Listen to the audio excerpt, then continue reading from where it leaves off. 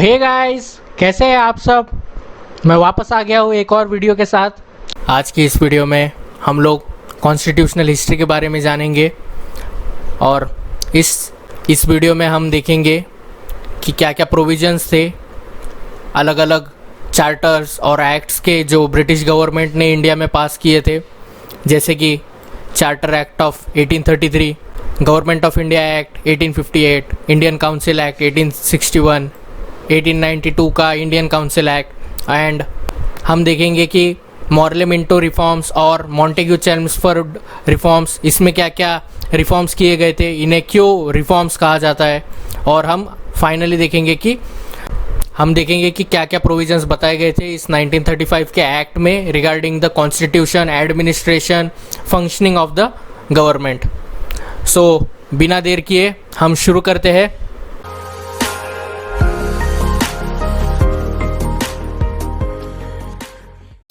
सबसे पहले हम बात करेंगे चार्टर एक्ट ऑफ 1833 की। हम देखते हैं कि ये चार्टर एक्ट पास किया गया था after the charter act of 1813। 1813 के चार्टर में ये हुआ था कि जो मोनोपोली थी ब्रिटिश ईस्ट इंडिया कंपनी की regarding the trade east of the United Kingdom, जैसे कि कंट्रीज इसमें इंक्लूडेड होती थी China, South East Asia, India, इन सब के साथ ट्रेड की मोनोपोली जो ईस्ट इंडिया कंपनी को दी गई थी उसे एबॉलिश किया गया। कौन से चार्टर में? चार्टर ऑफ 1813 में। लेकिन चार्टर ऑफ 1813 में एक क्लॉज जोड़ा गया था कि जिसमें टी ट्रेड विथ इंडिया और ट्रेड विथ चाइना, इसकी मोनोपोली अभी भी ईस्ट इंडिया कंपनी को दी थी। ये मोनोपोली अभी तक हटा ही नहीं थी, लेकिन चार्टर ऑफ 1833 से हमें देखने को मिलता है कि ये मोनोपोली भी हटा दी गई थी। और हम देखते हैं कि रेगुलेटिंग एक्ट ऑफ 1773, जिससे कि जो प्रेसिडेंसीज थी मद्रास और बॉम्बे की, उन्हें सबऑर्डिनेट बनाया गया था। कौन सी प्रेसिडेंसी के? बंगाल प्रेसिडेंसी के। बंगाल प्रेसिडेंसी के सबऑर्डिनेट बनाया गया था बॉम्बे प्रेसिडेंसी और मद्रास प्रेसिडेंसी को। और जब चार्टर ऑफ 1833 पास हुआ तो हम देखते हैं कि उनकी जो लेजिस्लेटिव पावर्स थी, वहाँ के जो गवर्नर थे और उनकी काउंसिल थी, उनके पास जो लेजिस्लेटिव पावर्स थी उस एरिया को एडमिनिस्टर करने की, उस एरिया में लॉज, रूल्स, रेगुलेशंस पास करने की, वो भी इस चार्टर एक्ट ऑफ 1833 ने छीन ली थी उनसे। इससे और एक बहुत ही इम्पोर्टेंट काम किया था इस चार्टर ने कि जो 1773 रेगुलेटिंग एक्ट में चेंजेस किए गए थे कॉन्स्टिट्यूशन ऑफ द कंपनी, जिससे कि गवर्नर ऑफ बंगाल का title governor general of Bengal कर दिया था। और पहला कौन बना था? पहला बना था वॉरेन हेस्टिंग्स।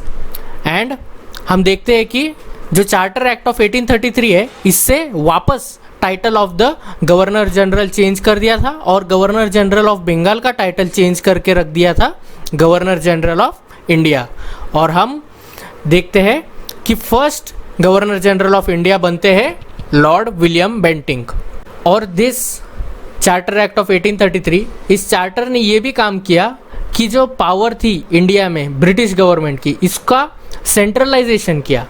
ये प्रोविजन जो बताता है कि जो लेजिस्लेटिव पावर थी मद्रास और बॉम्बे प्रेसिडेंसी की, वो अगर हम छीन लेते और हम गवर्नर जनरल ऑफ इंडिया को ये पावर दे देते हैं, तो इससे इनडायरेक्टली हम देख सकते हैं कि ये एक स्टेप था।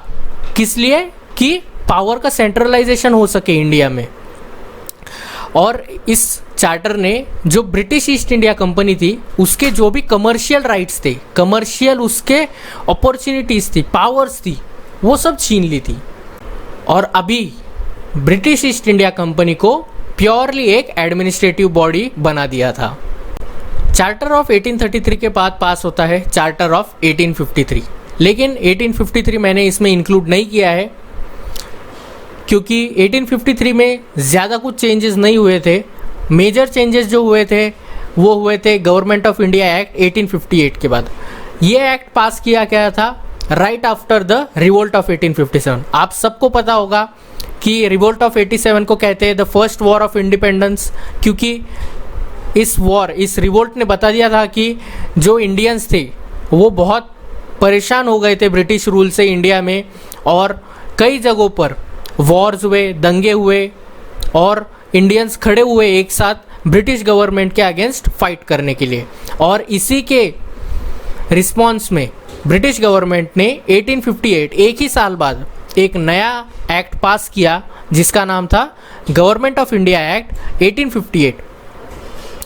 ये एक्ट को वो कहते थे act for good government of India. हम देखते हैं कुछ प्रोविजंस इस एक्ट की। पहला तो मैंने बताया कि इस एक्ट को वो कहते थे कि act for good government of India.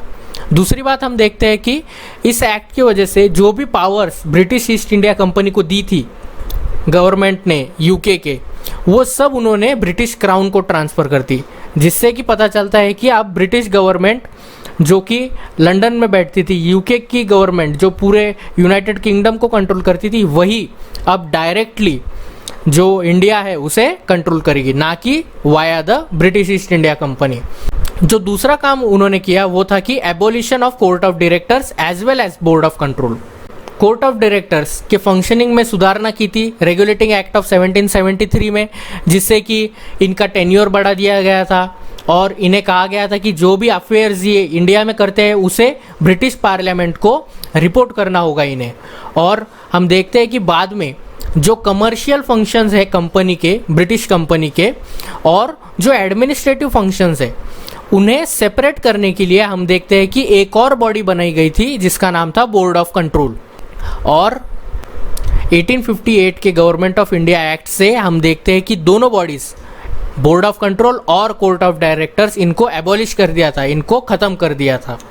जैसे कि 1773 में टाइटल ऑफ गवर्नर चेंज किया गया था, 1833 में वापस चेंज किया गया, और अब 1858 में हम वापस देखते हैं कि जो टाइटल ऑफ गवर्नर जनरल था उसे फिर चेंज किया गया और गवर्नर जनरल ऑफ इंडिया का टाइटल बना दिया गया वाइसरॉय ऑफ इंडिया।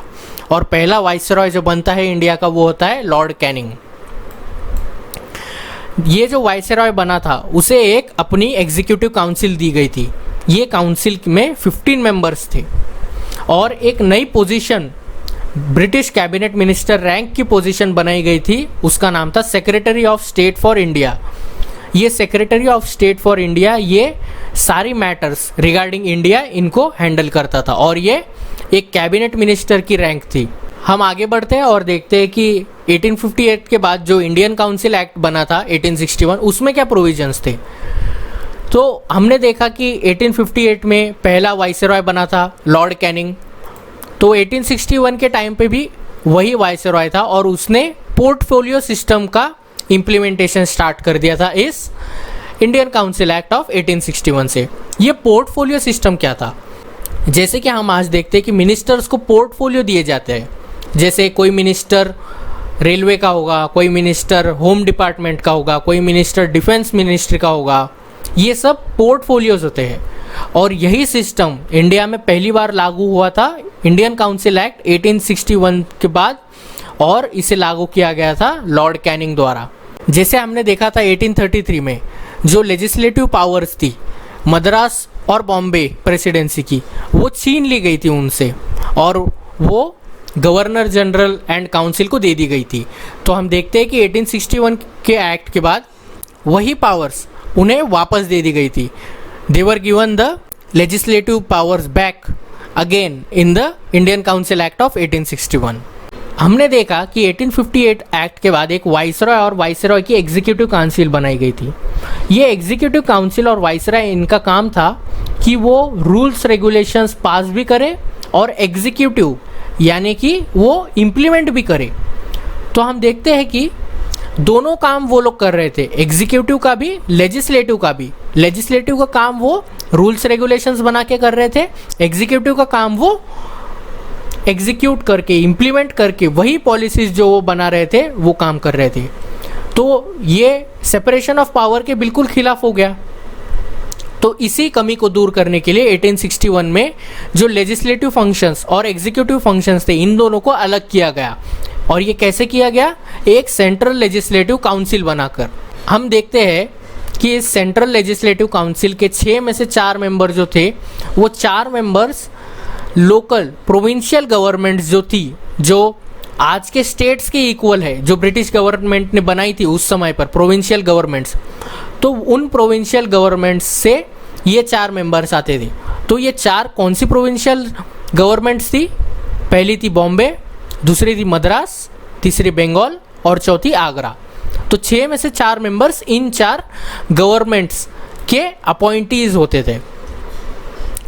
और हम देखते हैं कि लेजिस्लेटिव काउंसिल्स का जो एस्टेब्लिशमेंट है वो प्रोविंसेस में भी किया गया, ताकि प्रोविंसेस में भी सेपरेशन ऑफ पावर हो सके। एक और इंटरेस्टिंग और इम्पॉर्टेंट चीज़ जो इस इंडियन काउंसिल एक्ट 1861 ने की, कि जो लेजिस्लेटिव काउंसिल थी, सेंट्रल लेजिस्लेटिव काउंसिल, उसमें के 3 जो मेंबर्स थे, उसमें के 3 मेंबर्स वो नॉन ऑफिशियल मेंबर्स थे। और ये अलाउ किया गया कि ये जो 3 नॉन ऑफिशियल मेंबर्स होंगे ये इंडियंस हो सकते हैं। और जो पहले 3 लोग जो अपॉइंट किए गए थे as non official members in the central legislative council, वो थे Dinkar Rao, Maharaj of Banaras and Raja of Patiala. और इस चार्टर में एक और बात की गई थी, जो थी कि नए लेजिस्लेटिव काउंसिल्स बनाने चाहिए। कहाँ पर? नॉर्थ वेस्ट फ्रंटियर प्रोविंस, यानी आज का जो पाकिस्तान है, आज का जो हम एरिया देखते हैं पाकिस्तान के western part, Bengal and Punjab, ये 3 जगह पर नई legislative councils, provincial legislative councils, इनको एस्टेब्लिश करने की बात की गई थी इस 1861 के एक्ट के बाद। फिर 31 साल बाद और एक इंडियन काउंसिल एक्ट पास होता है, 1892 का इंडियन काउंसिल एक्ट, जिसमें बहुत ज़्यादा चेंजेस नहीं किए थे, बहुत ही माइनर चेंजेस किए गए थे। पहला चेंज था कि अब तक सेंट्रल लेजिस्लेटिव काउंसिल के पास पावर नहीं थी कि वो बजट डिस्कस कर सके। हम इससे पता लगा सकते हैं कि जो सेंट्रल लेजिस्लेटिव काउंसिल थी वो एक बहुत नॉमिनल, एक बहुत फॉर्मेलिटी के लिए बनाई हुई काउंसिल थी, जिसमें बहुत ज़्यादा पावर्स ट्रांसफ़र नहीं किए थे गवर्नर, वाइसरॉय एंड उसके एग्जीक्यूटिव काउंसिल ने। लेकिन 1892 के काउंसिल एक्ट ने जो सेंट्रल लेजिस्लेटिव काउंसिल थी उसे ये पावर दी कि तुम डिस्कस कर सकते हो बजट। और इसी एक्ट ने इनडायरेक्ट इलेक्शंस की शुरुआत कर दी थी। अब तक इलेक्शंस कहीं पर भी नहीं होते थे, सिर्फ नॉमिनेट होते थे मेंबर्स या अपॉइंट होते थे ब्रिटिश गवर्नमेंट द्वारा। लेकिन इस काउंसिल एक्ट के बाद इनडायरेक्ट इलेक्शंस शुरू हो गए थे। अब हम आते हैं एक बहुत ही इंपॉर्टेंट टॉपिक, मॉर्लेमेंटो रिफॉर्म्स पे। मॉर्लेमेंटो रिफॉर्म्स बहुत ही इंपॉर्टेंट है क्योंकि इसमें भी बहुत ज़्यादा ड्रास्टिक चेंजेस किए गए थे एडमिनिस्ट्रेशन एंड गवर्नेंस के लिए। तो देखते हैं हम क्या क्या प्रोविजंस थे मॉर्लेमेंटो रिफॉर्म्स जो 1909 में पास हुए थे। हम देखते हैं कि एक जो सबसे बुरी बात जो इस मॉर्लेमेंटो रिफॉर्म में हुई थी वो थी कि सेपरेट इलेक्टोरेट्स दिए गए थे मुस्लिम्स को। सेपरेट इलेक्टोरेट्स मतलब ऐसी कॉन्स्टिट्यूएंसी जहाँ पर कैंडिडेट्स भी मुस्लिम होंगे और जो लोग इलेक्ट करेंगे वो भी मुस्लिम ही होंगे। ये जो सिस्टम था इसे कहते हैं सेपरेट इलेक्टोरेट्स, जिसमें कि जो candidate who is fighting for the election and जो पीपल उसको वोट कर रहे हैं वो दोनों भी एक ही पर्टिकुलर कम्युनिटी के होंगे। और इस एक्ट ने वो प्रोविज़न दिया था मुस्लिम्स को। हमने देखा था कि 1892 में इनडायरेक्ट इलेक्शंस शुरू कर दिए थे, लेकिन 1909 के बाद हम देखते हैं कि डायरेक्ट इलेक्शंस शुरू कर दिए थे।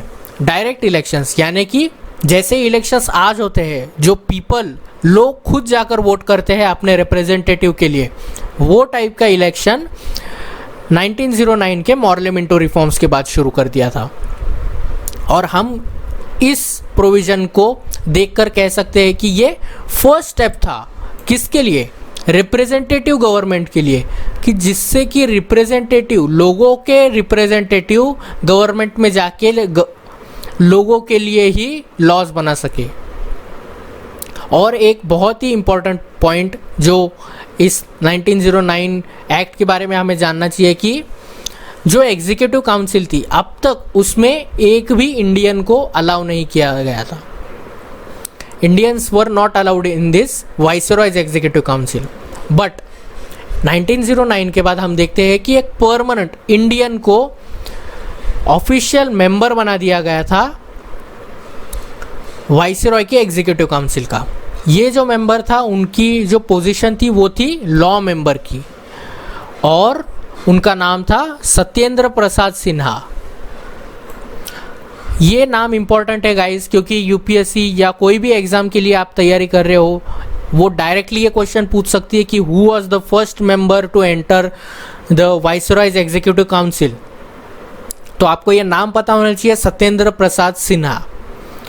हम देखते हैं कि पार्लियामेंट्री रिफॉर्म्स में सेंट्रल लेजिस्लेटिव काउंसिल, इसकी जो स्ट्रेंथ थी, सेंट्रल लेजिस्लेटिव काउंसिल कहाँ, जो वाइसरॉय की एग्जीक्यूटिव काउंसिल थी उससे ही के पैरेलल जो लेजिस्लेटिव बॉडी थी वो थी सेंट्रल लेजिस्लेटिव काउंसिल। उसकी जो स्ट्रेंथ थी उसमें अभी तक सिर्फ 16 लोग रहते थे जो काम करते थे, अब उसकी स्ट्रेंथ बढ़ाकर 60 कर दी थी, 60। और जो प्रोविंसेस थे, प्रोविंसेस में भी अभी तक एक सिस्टम चला आ रहा था कि प्रोविंसेस में जो ऑफिशियल लोग होंगे, जो ऑफिशियली ब्रिटिश गवर्नमेंट या जो ब्रिटिश ईस्ट इंडिया कंपनी है इससे जो अपॉइंट होंगी उन्हीं की मेजॉरिटी होगी। और इसी के चलते जो नॉन ऑफिशियल पोस्ट से वहाँ पर इंडियंस को ये लोग अपॉइंट करते थे, क्योंकि इनका ज़्यादा वैल्यू नहीं होता था जो नॉन ऑफिशियल इंडियंस होते थे। लेकिन इस 1909 के एक्ट के बाद हम देखते हैं कि प्रोविंसेस को अलाउ किया गया कि वहाँ पर अगर कोई गवर्नमेंट है उसमें अगर ज़्यादा मेजॉरिटी ऑफ पीपल अगर वहाँ पर नॉन ऑफिशियल होंगे वो भी अलाउड होगा, जिससे कि हम देख सकते हैं कि अब चांसेस बढ़ गए थे इंडियंस के रिप्रेजेंटेशन के प्रोविंसेस में।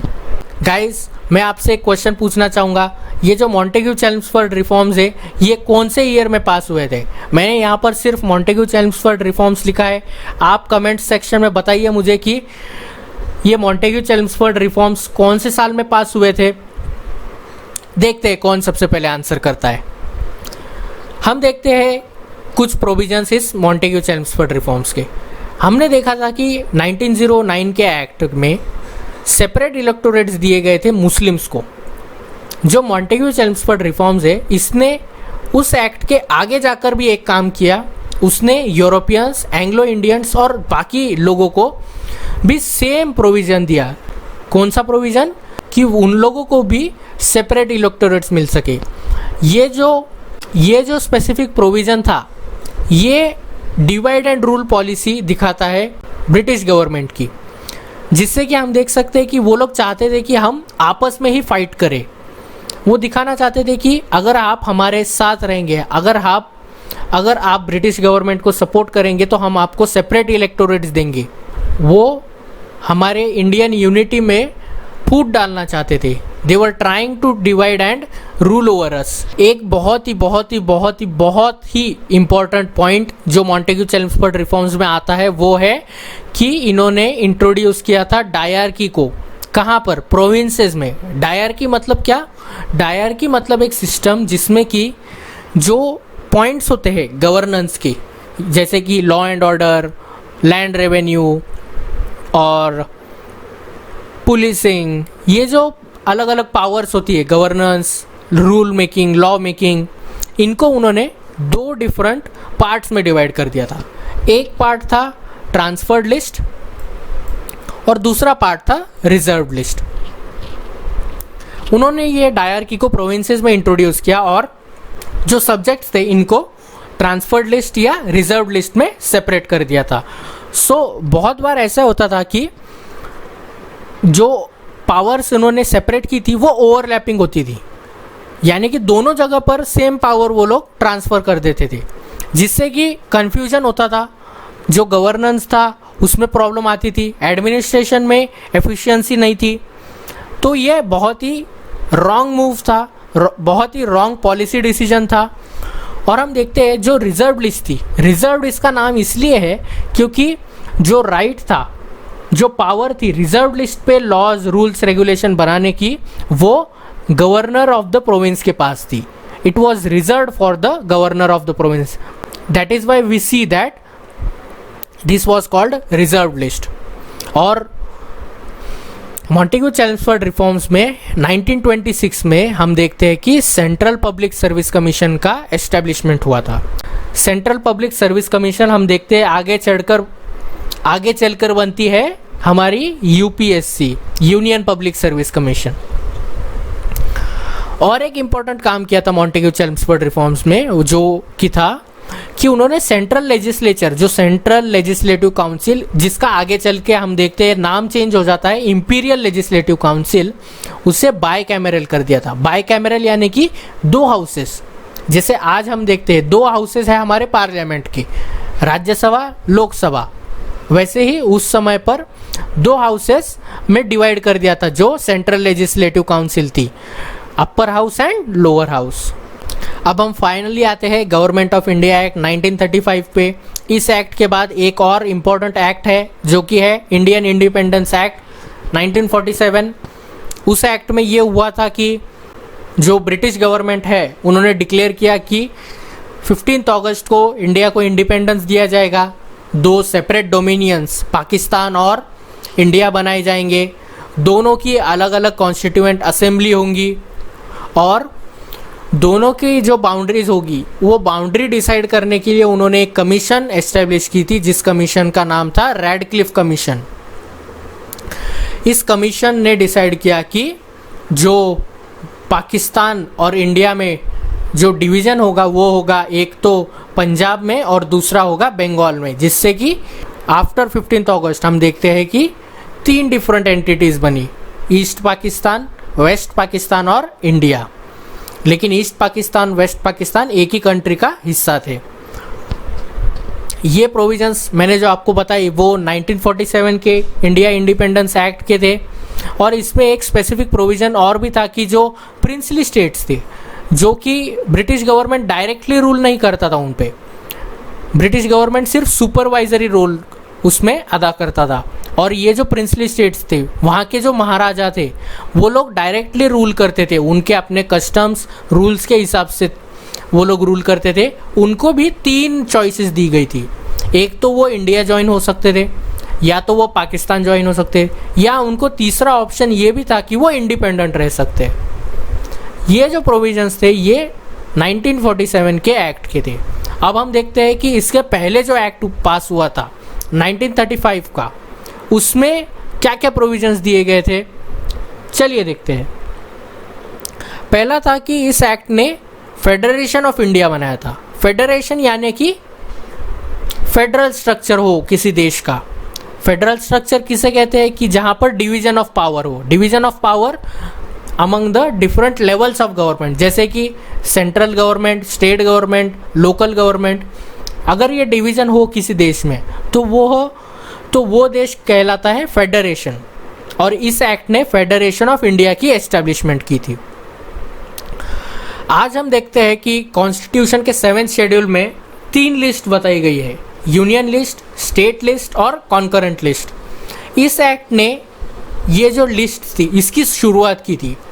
इस एक्ट की वजह से जो सब्जेक्ट्स थे जिनके ऊपर स्टेट गवर्नमेंट, सेंट्रल गवर्नमेंट या लोकल गवर्नमेंट, ये कौन से लिस्ट में कौन से सब्जेक्ट पे कौन सी गवर्नमेंट अपना रूल्स बना सकती है, अपने एनफोर्समेंट का पावर एक्सरसाइज कर सकती है, ये जो डिसाइड करने के लिए 3 लिस्ट इन्होंने सेपरेट बनाई थी। यूनियन लिस्ट जिसमें कि सेंट्रल गवर्नमेंट रूल्स बना सकती है, सेंट्रल गवर्नमेंट जिसको इम्प्लीमेंट करने की पावर रखती है।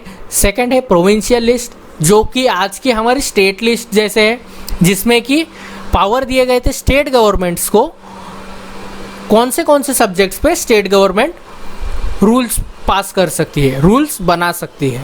और थर्ड था कॉन्करेंट लिस्ट। कॉन्करेंट लिस्ट में हम देखते हैं कि जो सब्जेक्ट्स इम्पॉर्टेंट है सेंटर के लिए भी और स्टेट के लिए भी, ऐसे सब्जेक्ट्स को कॉन्करेंट लिस्ट में डाला गया था। और कॉन्करेंट लिस्ट में डालने से ये होता है कि जो सेंट्रल गवर्नमेंट है और जो स्टेट गवर्नमेंट है दोनों इसके ऊपर रूल्स रेगुलेशंस पास कर सकते हैं। एक और कॉन्सेप्ट इसकी वजह से आया वो था रेसिड्यूअरी पावर्स। रेसिड्यूअरी पावर्स यानी कि अगर कोई सब्जेक्ट नया आता है या किसी लिस्ट में एक पर्टिकुलर सब्जेक्ट का मेंशन नहीं किया गया है, तो कैसे डिसाइड हुआ कि कौन उस पर लेजिस्लेशंस बना सकता है। सेंटर बोलेगा हम बना सकते हैं, स्टेट बोलेगा हम बना सकते हैं, तो इससे कॉन्फ्लिक्ट होगा दोनों के बीच में। तो इसी कॉन्फ्लिक्ट को दूर करने के लिए जो रेसिड्यूअरी पावर्स यानी कि जो बची कुची पावर्स थी वो सब दी गई थी वाइसरॉय को, जिसमें कि वाइसरॉय रूल्स रेगुलेशंस बना सकता है। हमने देखा कि 1919 के मॉन्टेग्यू चेम्सफोर्ड रिफॉर्म्स में डायर की इंट्रोड्यूस की गई थी प्रोविंसेस में, जिसमें कि प्रोविंसेस में जो सब्जेक्ट्स थे उन्हें ट्रांसफर्ड लिस्ट या रिजर्व लिस्ट में डिवाइड कर दिया था। लेकिन हम देखते हैं कि 1935 में गवर्नमेंट को पता चला कि ये जो सिस्टम है ये बहुत ही बकवास है। उन्होंने प्रोविंसेस में से तो इस प्रोविज़न डायरकी को एबॉलिश कर दिया, लेकिन उन्हें पता नहीं क्या मज़ा आया, लेकिन उन्होंने 1935 के एक्ट में जो सेंटर था उसमें इस डायरकी को इंट्रोड्यूस कर दिया। जैसे कि मैंने आपको बताया था कि डायरकी का जो सिस्टम था उसमें बहुत सारे प्रॉब्लम्स थे, शॉर्टकमिंग्स थी, कोइंसाइडिंग सब्जेक्ट्स थे, बहुत सारे ऐसे सब्जेक्ट थे जिसमें कि दोनों में डिफ़िकल्टीज हो सकती है, कॉन्फ्लिक्ट्स हो सकता है। ट्रांसफर्ड लिस्ट में भी कोई सब्जेक्ट है, रिजर्व लिस्ट में भी कोई सब्जेक्ट है, दोनों का कोई तालमेल नहीं बैठता था। फिर भी ब्रिटिश गवर्नमेंट ने डिसाइड किया कि जो डायरकी है उसे वो सेंटर में इम्प्लीमेंट करेंगे। इसी 1935 एक्ट के बाद हम देखते हैं कि बहुत सारे जो इंडिया के मेजर इंस्टीट्यूशंस थे, जैसे कि फेडरल कोर्ट ऑफ इंडिया जो बाद में चल के इंडिया का हाईएस्ट अपेलेट कोर्ट था वो बनता है, रिजर्व बैंक ऑफ इंडिया जो कि इंडिया की सेंट्रल बैंक है, जॉइंट पब्लिक सर्विस कमीशन यानी कि दो कोई प्रोविंसेस है उनको एक ही पब्लिक सर्विस कमीशन बनानी है तो वो जॉइंट पब्लिक सर्विस कमीशन, और एक जैसे कि 1909 में मुस्लिम्स को सेपरेट इलेक्टोरेट्स दिए गए थे, 1919 में एंग्लो इंडियंस यूरोपियंस को सेपरेट इलेक्टोरेट्स दिए गए थे। उसी तरह 1935 के एक्ट में depressed classes, scheduled caste, scheduled tribes, tribal people, इन सब के लिए, डिप्रेस्ड क्लासेस के लिए सेपरेट इलेक्टोरेट्स प्रोवाइड किए गए थे।